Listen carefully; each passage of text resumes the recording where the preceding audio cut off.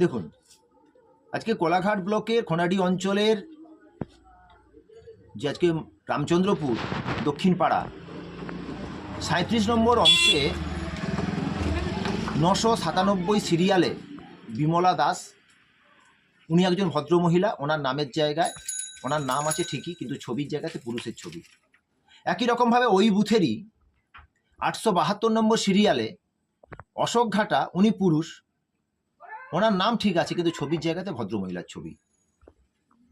আজকে এই ধরনের যে ভুলগুলো, গত দিনের যে সমস্ত বিএলওরা ছিল তারা এই ধরনের আজকে অবিবেচকের মতো কাজ করে গেছে।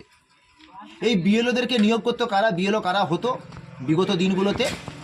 না, শাসক দল তৃণমূল কংগ্রেসের যারা পতাকা বইত, তৃণমূল কংগ্রেসের হয়ে যারা কাজ করত, সেই সমস্ত লোকেদেরকেই বুথে বুথে বিএলও করা হতো। সেই অযোগ্য বিএলওদের কারণেই আজকে ভোটে আজকে পুরুষের জায়গায় মহিলার ছবি, মহিলার জায়গায় পুরুষের ছবি।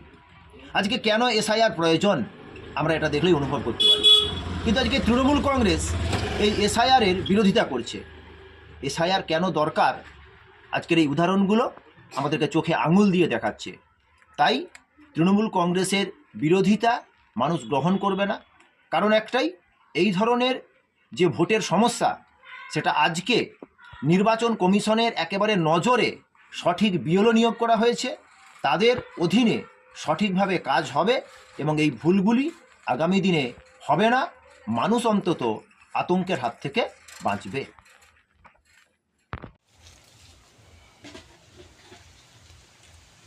এইদিকে ক্যামেরার দিকে তাকাও।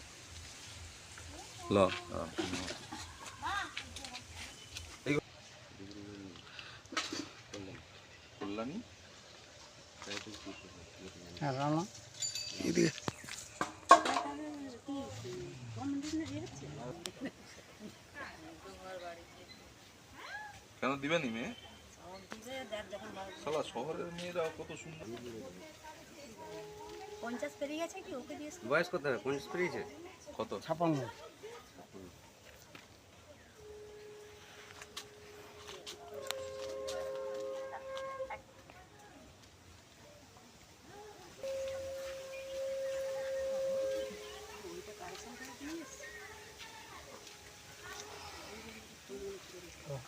ফোনটা